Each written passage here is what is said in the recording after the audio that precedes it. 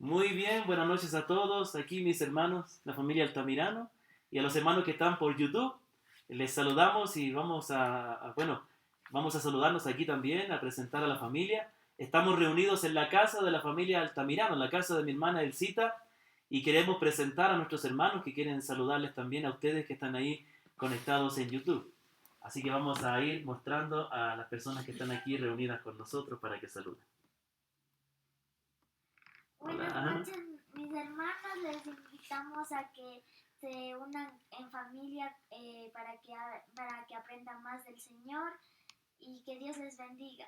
Gracias, ahí tenemos a Jarasá que la saluda y también a Vicky al lado que la acompaña. Tenemos aquí al Cita. En el nombre del Señor le invitamos que sigan orando, reuniéndose en las casas para seguir adorándole al Señor.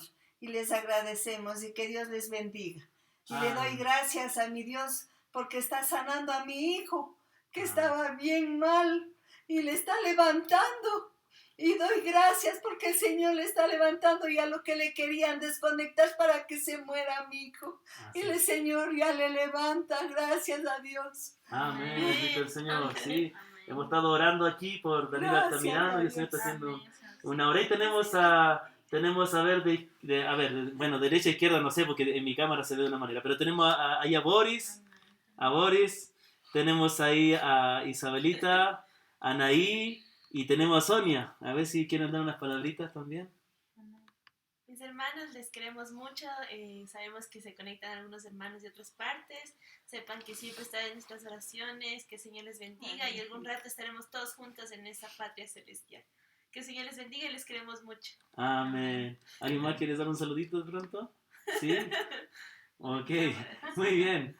Amén. Entonces aquí, amén. Sí, bueno, como pudieron ver, ahí están nuestros hermanos de la familia Altamirano aquí. Y como decía el Cita, muy emocionada. Estamos emocionados porque desde ese, ¿cuánto será? ¿Un mes más o menos? Más de un mes. Casi va a ser 2 meses. 2 meses, pero de lo que estamos reuniéndonos para orar. Aquí ya Sí. Sí, bueno, porque estuvimos reuniéndonos en casa de Danilo también. Sí. Entonces, bueno, hace más de un mes estamos reuniéndonos para orar y leer la palabra y especialmente la ocasión se dio en razón de Danilo Altamirano, que es hijo de nuestra hermana Elcita, quien está enfermo y damos gracias a Dios de que realmente lo que decía es verdad. Estuvieron a punto de desconectarle, pero nosotros teníamos en nuestro sentir de que debíamos seguir orando por su recuperación y el Señor bendito le está recuperando y ya está, ya volvió en la conciencia y está abriendo los ojos y ya está consciente y el Señor, y confiamos que el Señor le vaya a levantar. Amén, hermanos. Amén. Sí, bueno, siempre lo que yo quiero motivarles, amados hermanos, a ustedes allá que están viendo en YouTube, que al igual que nosotros estamos haciendo aquí, usted pueda reunirse en su casa con sus familiares, puedan reunirse para orar y para leer la palabra. A lo mejor usted puede reunirse en su casita, su esposita, sus hijos, pero si puede también reunirse con otros familiares, con otros amigos, también es algo muy provechoso. Y lo que yo quiero animarles es que aproveche la oportunidad. No hay tiempo que perder. Hay que reunirnos para aprender, para orar, para adorar al Señor desde nuestros hogares. Así que Dios mediante en enero voy a estar proveyendo de un material que va a ser una guía para tener un pequeño estudio bíblico cada semana del año, las 52 semanas del año, para que sirva como una guía para que ustedes puedan realizar el culto familiar. Bueno, nosotros ya tuvimos un tiempo de oración, tuvimos un tiempo de lectura de la palabra y tuvimos un tiempo de alabanza. Ahora vamos a ir y vamos a compartir con ustedes el tiempo de la palabra. Muy bien. Yo quiero compartir hoy día un mensaje que, como mis hermanos siempre saben, que yo tratamos lo posible de guardar la palabra en nuestra memoria. Y algo que me encanta es ver cuando el Señor Jesucristo enseñaba, porque Él enseñaba de memoria la palabra, ¿no? Dos cosas caracterizaban al Señor. El Señor enseñaba de memoria la palabra porque Él tenía memorizada la escritura. Acordémonos que en esa época no era fácil llevar los rollos, eran rollos, no es como ahora que tenemos aquí en nuestras tablets. Tenemos la Biblia aquí, nosotros abrimos nuestras tablets, Kindle, tablet, iPad, celular, hasta los relojes han de tener la Biblia también.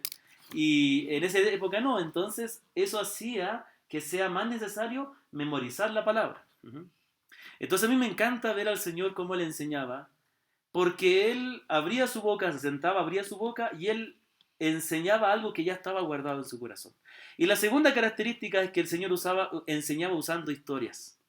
El reino de los cielos es como un hombre que tenía 2 hijos, el uno pidió la herencia, etcétera, ¿no? Había un hombre que tenía 100 ovejas y dejó las 99 y fue en busca de la que le faltaba, ¿no es cierto? Bueno, a mí me gusta también enseñar así y hoy voy a compartir una enseñanza así, pero tengo unos dibujos que me van a ayudar. Este mensaje se llama el mensaje de las manos. Las manos. Hay diferentes tipos de manos, ¿no es cierto? Si nosotros podemos mirarnos nuestras manos, cada uno tiene manos diferentes, ¿no? Las mujeres generalmente tienen manos más delicadas que las de los varones. Depende. A menos que sea una mujer que trabaje duro en el campo, o sea una mujer mecánica. O eléctrica. Muy bien. También hay hombres que tienen las manos muy finas. Sí. Generalmente son de oficinistas. No hace nada. Administrador. ¿Ah? Ha sido administrador. Administrador. Ay, nada. Entonces, de acuerdo a las manos, podemos conocer algo de la persona. Hay manos que tienen cicatrices, ¿no es cierto?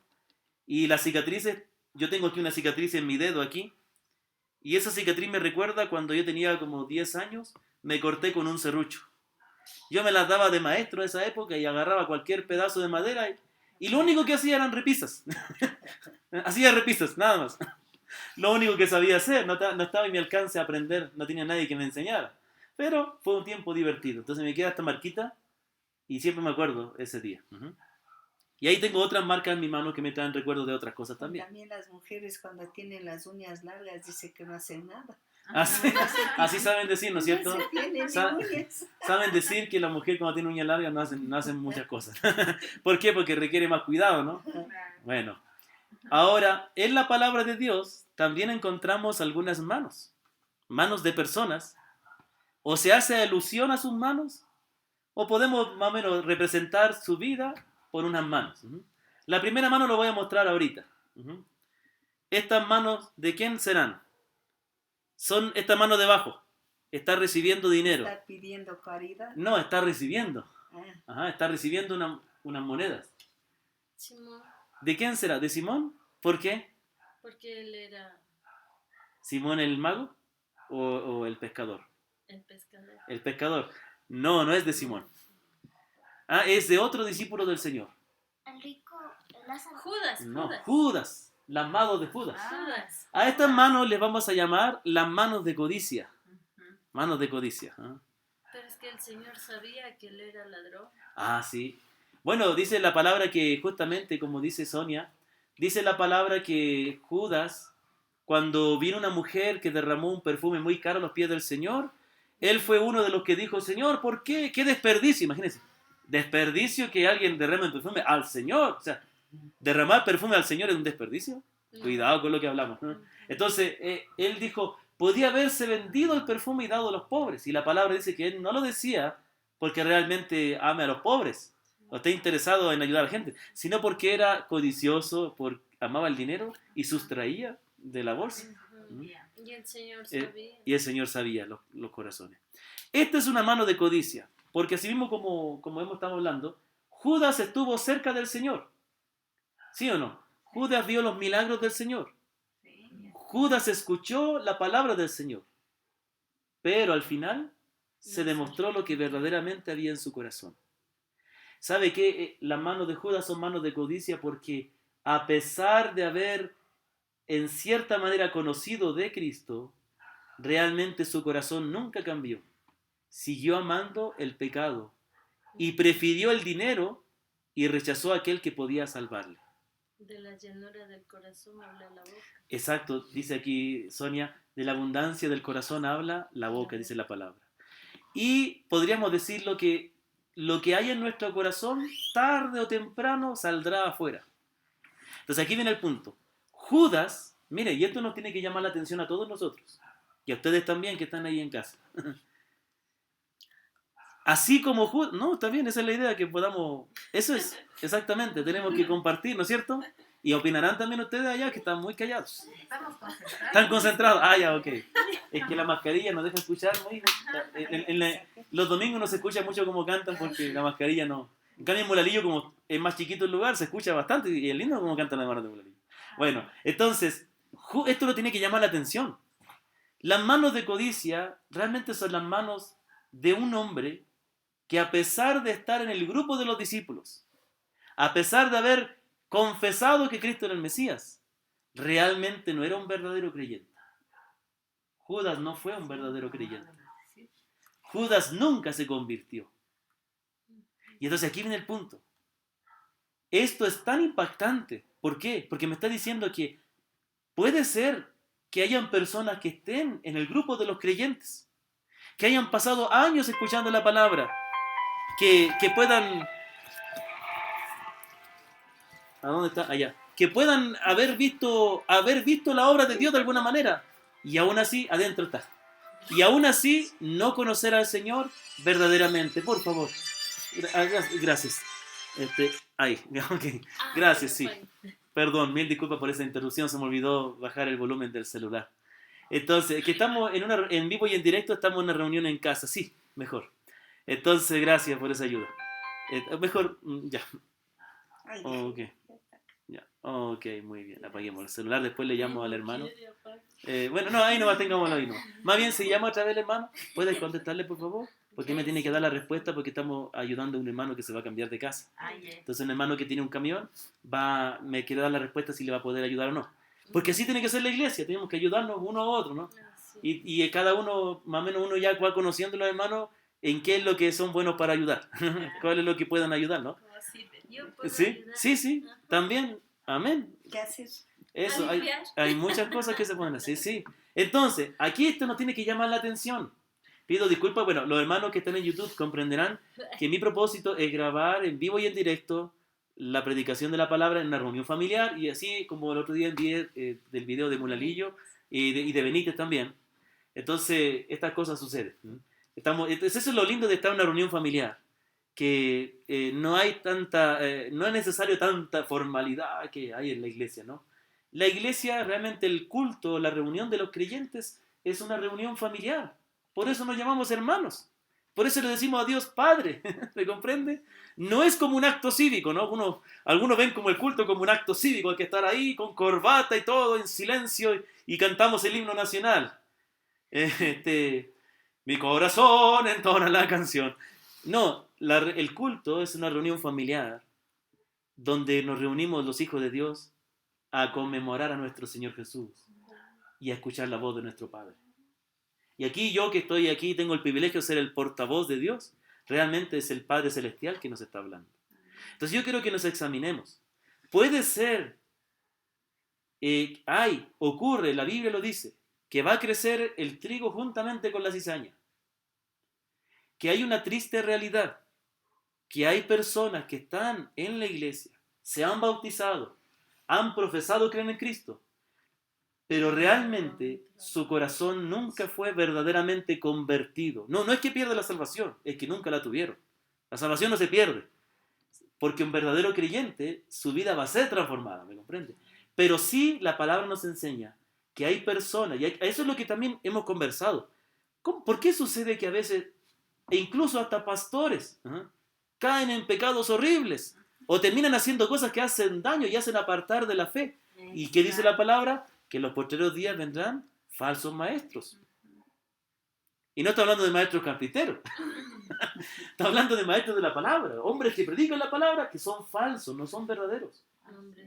También hay falsos creyentes en la congregación, así como hay falsos maestros. Entonces, estas manos de codicia nos muestra que tarde o temprano, aquel que no se ha convertido verdaderamente va a demostrar lo que hay en su corazón. Va a demostrar lo que realmente es. Entonces, aquí Judas estuvo con los discípulos, participó de lo que el Señor hizo, pero en el momento de la prueba, al final, se apartó negando a Cristo y rechazándole. ¿Y cómo demostró que él no era un verdadero creyente? Es que él prefirió el amor al dinero que amar a Cristo. Entonces, esto es lo que me preocupa mucho a mí hoy día, que yo veo muchas personas que dicen conocer al Señor, pero tienen más amor por el mundo que por Cristo. Y a veces no llegan al punto de Judas de vender al Señor quizás, ¿no? Pero permanecen, pero siguen amando al mundo. Siguen encontrando el deleite en el pecado. No hay arrepentimiento. sirven a dos señores, como dice. Un verdadero creyente va a demostrar arrepentimiento. Un verdadero creyente va, en el momento de la prueba, a demostrar que ama al Señor. ¿Es cierto que los creyentes podemos fallar? ¿Acaso Pedro no negó al Señor? 3 veces. 3 veces. Y fue algo horrible lo que hizo. Pero ¿qué pasó al final con Pedro? Se arrepintió. Volvió al Señor. Volvió. Pero Judas nunca volvió. Judas se fue y se quitó la vida. No estamos diciendo que todos los que se quitan la vida es para el infierno, no. Pero estamos diciendo que él no volvió al Señor. No volvió al Señor. ¿Me comprende? Estas son las manos de codicia. Escuchemos esto para que cada uno examine nuestro corazón. Estas son las manos de indiferencia. Son las manos de indiferencia. Se están lavando. Sí, muy bien. No es que él tenía las manos sucias. Poncio Pilato, gobernador, ¿no es cierto? Exacto. Él fue el encargado de decidir el destino del Señor Jesús, por así decirlo, cuando los judíos lo llevaron al Señor Jesús allá. Era la autoridad romana.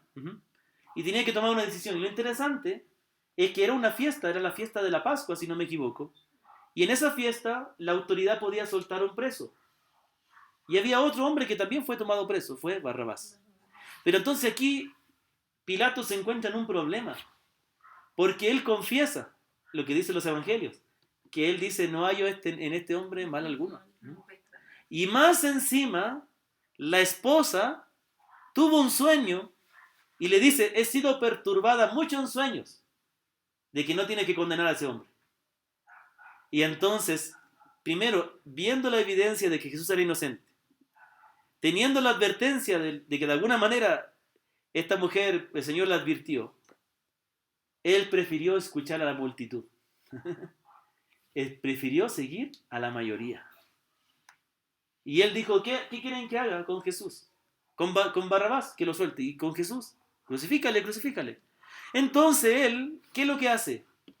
Sin mayor temor a Dios, sabiendo que estaba condenando a un hombre inocente, él se lava las manos como para librarse de cualquier responsabilidad.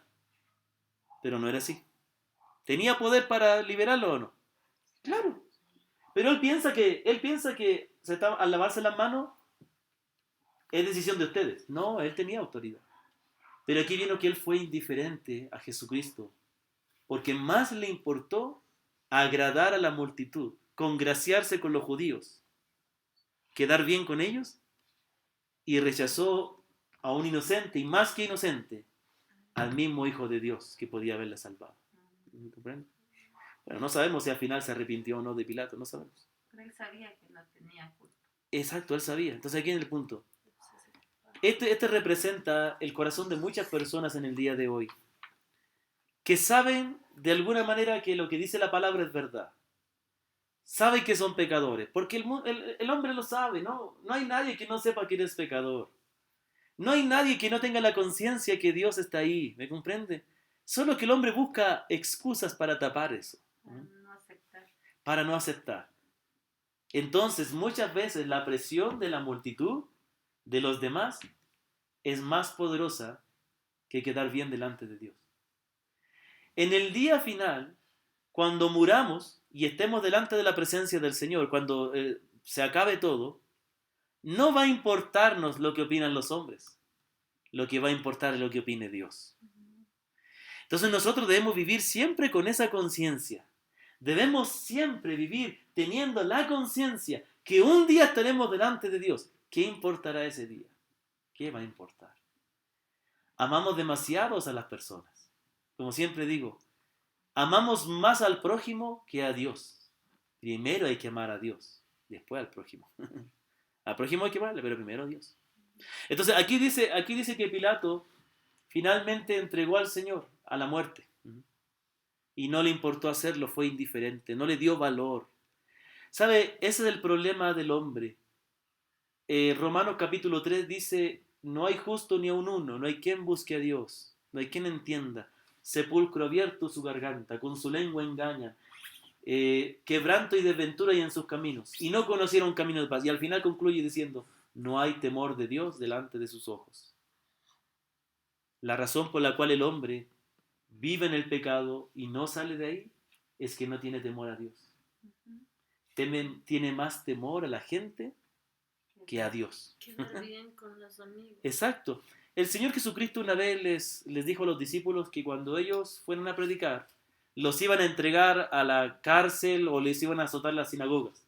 Pero el Señor les dice, pero no temáis a los que matan el cuerpo, mas el alma no pueden matar. Temed más bien a aquel que puede destruir el cuerpo y el alma en el infierno. ¿Y quién es ese? No, Satanás no. Jesús. ¿Acaso hemos pecado contra Satanás para que Él nos castigue? No, hemos pecado contra Dios. Él va a castigar. Satanás va a ser castigado. El infierno, sí, hay una idea que a veces se piensa que el infierno es gobernado por Satanás. No, Satanás va a estar en el infierno, es un reo más. ¿Me comprende? Y los demás que irán al infierno serán condenados con Él. ¿Pero quién los condenará? Dios, porque Dios es el juez.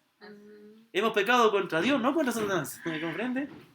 Ahora, a veces se cuenta una historia, ¿no? Como se ha dicho, que a ver, una vez escuché una historia de que un niño tenía un barco, no me acuerdo cómo era, y que después recuperó el barco y el barco lo quería más porque lo hizo y porque lo recuperó. Ah, no, esa era otra historia, me confundí. Bueno, la cosa es que a veces se piensa de que el Señor Jesucristo cuando murió ya le pagó a Satanás, ya le pagó a Satanás nuestra salvación. No, en la cruz Cristo pagó a Dios nuestra salvación. ¿Me comprende? El que nos condenaba era Dios, no Satanás. Satanás introdujo el pecado al mundo, pero Cristo, para poder salvarnos, no tuvo que pagarle nada a Satanás, tuvo que pagarle a Dios, porque Dios es el juez, ¿me comprende? El pecado es contra Dios, el que condena es Dios, ¿me comprende? Entonces, ¿qué estaba diciendo? El Señor nos enseñó que tenemos que tener temor más de Dios que de los hombres. Entonces, ese es el problema. Tomamos a Dios a la ligera. No le damos valor a Dios. No le tenemos miedo a Dios. Nos olvidamos de que Él está observando los caminos del hombre. Él está mirando. Él está viendo. Y realmente, cada vez que me acuerdo de esta verdad, me conmuevo en mi corazón porque digo, cuántas cosas que yo hago o que yo pienso, el Señor las sabe. Y a Él no puedo ignorar. Entonces hay que tener temor a Dios. También hay otro tipo de mano. ¿Dónde estoy dejando las manos? Atrás. Atrás. Ah, ok, Atrás gracias. de mismo. Atrás de mí mismo. Así, Del primer. así, Ok. Sí, aquí atrás. Ahí está. Así. atrás de las manos. Ah, atrás de aquí. Ah, atrás de las manos. Ok. Muy bien, gracias. Gracias. Ahora, estas manos son las manos de rechazo. Mire de quién son estas manos. Son de ¿Qué están haciendo? ¿No? Cristo. Mire, ¿qué estaban haciendo esas manos? ¿Qué hay debajo? La ley, La ley. ¿Y qué están haciendo ellos? los fariseos. Los fariseos. Ahí para que vean los hermanos. ¿Eh? Ahí se trasluce la mano de atrás. Ok. Estas son las manos de rechazo. Y eran las manos de los fariseos, de los escribas y de los sacerdotes. Ojo, ¿quién eran estas personas? Conocedoras de la ley. No estamos hablando de personas ignorantes de la palabra. No estamos hablando de paganos, ¿no? De idólatras. Estamos hablando de personas que conocían la palabra de Dios. Como ahora los curas. Que conociendo la palabra de Dios, rechazaron al Mesías. Rechazaron a Cristo. Pero ellos fueron los que le dijeron, cuando el Señor estaba crucificado, le dijeron, si tú eres el Mesías, baja de la cruz y creeremos en ti. ¿Me comprende? Cuando el Señor hizo un milagro en presencia de ellos, ellos dijeron, por Belcebú hace milagros. Blasfemando el Espíritu Santo. Algo muy grave, el pecado imperdonable. Ahora, ¿por qué rechazaron a Jesús si conocían la palabra? Por sus intereses. Ah, muy bien, excelente. Porque ellos quedaban mal. Sí, quedaban mal, por sus propios intereses, porque ellos amaban más su religión, que les daba una posición y también les daba una Dinero. buena remuneración, pero más que nada reputación, porque ellos no entendían el propósito de la ley. El propósito de la ley no era cumplirla para salvarlos. Hay que cumplirla, claro que sí. El propósito de la ley era demostrar lo pecadores que somos para que busquemos la misericordia de Cristo. Para eso fue dada la ley, ¿sabía usted eso? La ley no salva a nadie, la Escritura lo dice. Porque por el cumplimiento de la ley nadie será justificado, porque por la ley viene el conocimiento del pecado. Entonces la ley y los mandamientos nos fueron dados para que nosotros demos cuenta de lo que hemos pecado y busquemos a Cristo para que nos salve. Ese es el propósito de la ley. Por eso dice que es el ayo, es el tutor que nos conduce a Cristo. Pero ellos veían en la ley algo que les hacía a ellos justo, que por cumplir la ley ellos eran personas justas. Pero el Señor cuando vino, ¿qué hizo? Denunció todo el pecado de ellos. Y ellos no querían humillarse delante de Dios. Ellos confiaban en su propia justicia. Confiaban en que ellos eran buenas personas. Y no quisieron aceptar el mensaje de Cristo. No quisieron reconocer su pecado. La pregunta es, si el Señor Jesucristo volviera a la tierra, de hecho va a volver, pero digamos que si el Señor Jesucristo volviera otra vez y anduviera entre nosotros, a lo mejor no pasaría que muchos de los que dicen ser cristianos le rechazarían, porque se han hecho una imagen de Cristo diferente de la que Él es. ¿Qué esperaban los judíos? Un Mesías que les liberara del poder de los romanos. Todo eso. Eso es lo que esperaban. ¿Me comprende? Ellos se ofendieron cuando vieron a un Jesús humilde. Cuando vieron a un Mesías que no tenía ni dónde recortar su cabeza. Tenía solo una tenida de ropa.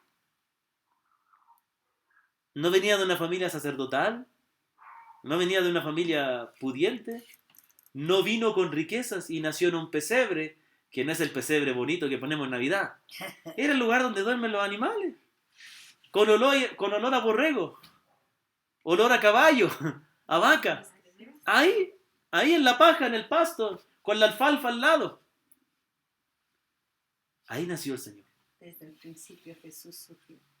Exacto, lo que acaba de decir, muy importante. Porque los sufrimientos de Cristo vienen desde el momento en que Él nació en este mundo. Desde ahí comenzó la humillación de Cristo. No sufrió solamente en la cruz, que obviamente sí. Pero desde que nació en este mundo ya Él sufrió. Porque, bueno, ¿y qué tanto? Bueno, ¿qué tanto es dormir para el Dios creador de los cielos? Entonces, aquí viene un punto, mire. El sufrimiento no es lo mismo para cada persona. Una persona que siempre ha sufrido escasez o ha tenido que luchar en la vida, le ha sido difícil. Cuando, por ejemplo, cuando es grande y tiene que pasar por momentos difíciles, bueno, lo sufre. Pero una persona que siempre lo tuvo todo, que siempre vivió bien, pasar por problema económico es algo muy difícil para esta persona, ¿me comprende? Para una persona que siempre estuvo solo de niño, hay personas, a lo mejor, bueno, hermano, hay personas que han sufrido mucho de niños. La mayoría de personas sufrió mucho de niños. Y cuando grande, eso les hace incluso hasta más fuertes para soportar algunas cosas, o bien les trunca para poder avanzar, ¿no? Claro, si no dejan pasar eso. Claro, si no lo sanan en el Señor. Porque acordémonos que el Señor nos sana de toda nuestra dolencia. Y hay creyentes que a lo mejor nunca resuelven los traumas, porque hay creyentes que nunca logran encontrar en el Señor todo de su vida y todavía siguen truncados por las cosas del pasado. ¿Me comprenden? No, el Señor Jesucristo nos sana. Si fuimos pobres, si sufrimos maltrato y todo eso, es terrible. Pero en Cristo nos ama, Cristo nos valora. Las cosas viejas pasaron, aquí todas son hechas nuevas, ¿me comprende? En Cristo somos ricos. Exacto, mi pasado no me tiene que perturbar mi futuro cuando Cristo es el Señor de mi vida. ¿Me comprende? Entonces estos hombres llegaron a amar más la misma religión que al Dios de la religión. ¿Sabe? Ojo, voy a hacer un breve paréntesis, pero algo que hay que entender para que lo consideren. En el día de hoy hay un mal entendimiento acerca de los judíos. Cuando yo fui a Israel, los hermanos del tour, que habían hermanos de toda Latinoamérica, estaban vueltos locos con los judíos. Prácticamente se querían ahí circuncidar ya. La gente piensa que los judíos son cristianos. No. Ser judío no es lo mismo que ser cristiano. ¿Sabe cuál es la condición? Y a veces decimos, no, cuidado, no vayas a mí me dicen eso, ¿no? No vayas a hablar mal de los judíos porque el Señor te va a maldecir. Porque el Señor le dijo a Abraham, bendeciré a los que te bendigan y a los que te maldigan, maldeciré. ¿Cierto, no? Entonces, no, ni por hablar mal de Israel. En la iglesia aquí oramos por Israel, ¿no? ¿Y quiénes son los israelitas? El Señor, ¿Ah? Gente mala. Rechazaron a Cristo. No es cualquier cosa. ¿Sabe cómo les dice el Señor? Vosotros sois de vuestro padre el diablo. Así les dijo a los judíos. Y nosotros hoy día, no, él es el reloj de Dios. Perdón, no quiero ofender a nadie. Yo sé que hay hermanos que tienen ese punto de vista, perdón. Pero cuidado, porque le damos un valor que no corresponde. ¿Quién es Abraham? Bueno, veamos la bendición que Dios le dio a Abraham. ¿Qué le dijo a Abraham? En ti serán benditas todas las naciones de la tierra, todas las familias de la tierra. ¿Y qué dice el apóstol Pablo en el Nuevo Testamento? No es descendiente de Abraham el de la carne, sino el de la fe. Nosotros somos los verdaderos judíos. A nosotros, si nos maldicen, Dios va a maldecir a ellos. A nosotros, si Dios nos bendice, Dios va a bendecir. Porque somos aquellos por los cuales Cristo murió. Por la fe. Somos su pueblo, por la fe, ¿me comprende? Ese es el verdadero sentido. Pero los judíos desde esa época y en el día de hoy ponen su esperanza en la ley y no en el Mesías. ¿Y esto de qué tiene que ver con nosotros? La pregunta es que, ¿cuál fue el problema? Ellos, mire, la palabra de Dios no se puede entender si Cristo no es reconocido como el Señor. Tenemos los testigos de Jehová, que usted mencionó en delante. Los testigos de Jehová, uno dice, uy, qué gente más comprometida, son comprometidísimos, se salen a predicar a la calle y todo. Pero ¿sabe por qué lo hacen?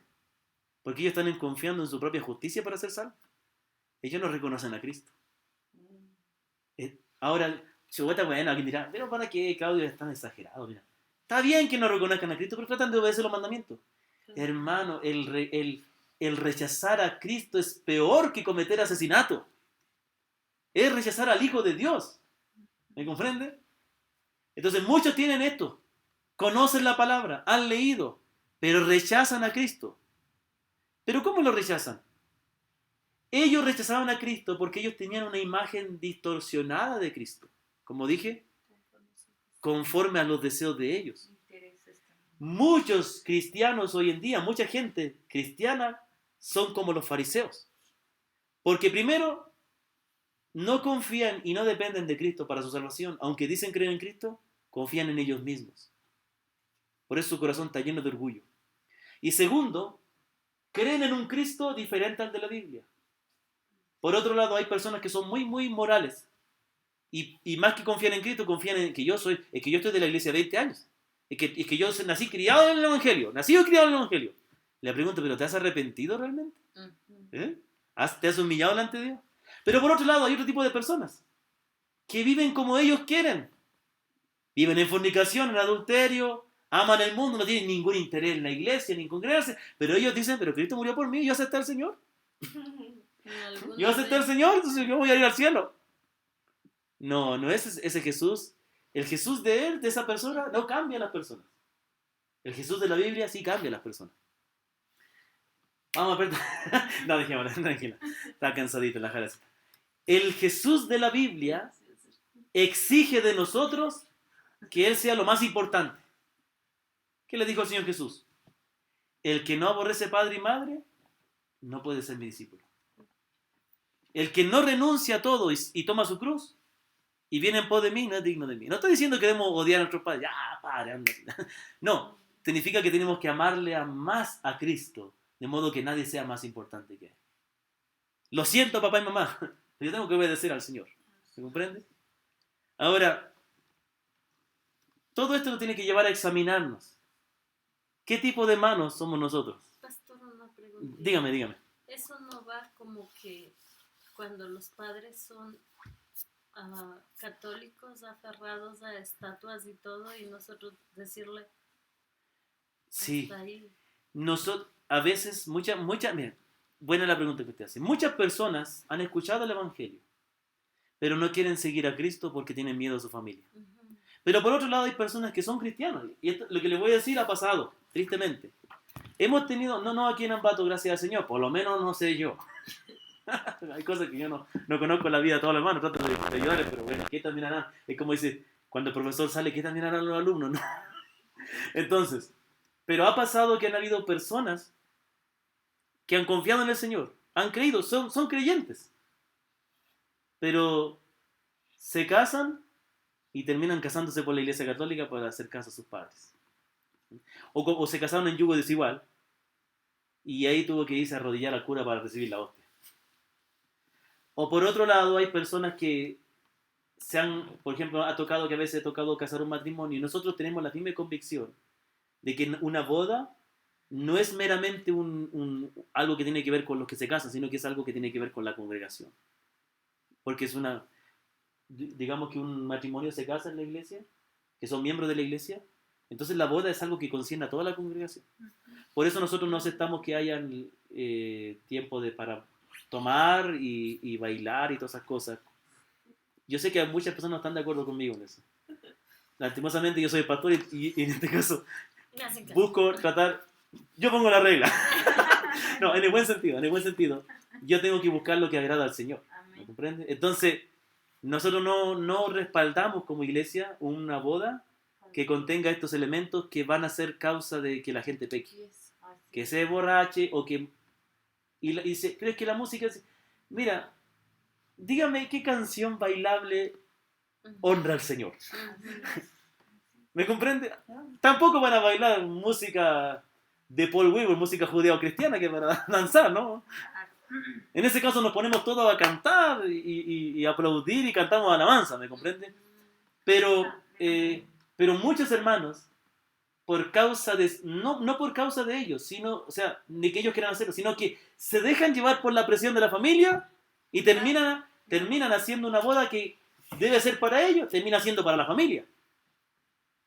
También la familia es egoísta, porque se olvidan que la boda es de ellos, no de la familia. Y les presionan para que hagan al gusto de ellos. Bueno, aquí será el gusto de los que se van a casar. Entonces, también tiene que ver, mi hermana Sonia, que el Jesús de la Biblia, los judíos rechazaron a Cristo porque tenía una imagen equivocada de él. El Jesús de la Biblia es un Jesús santo, justo.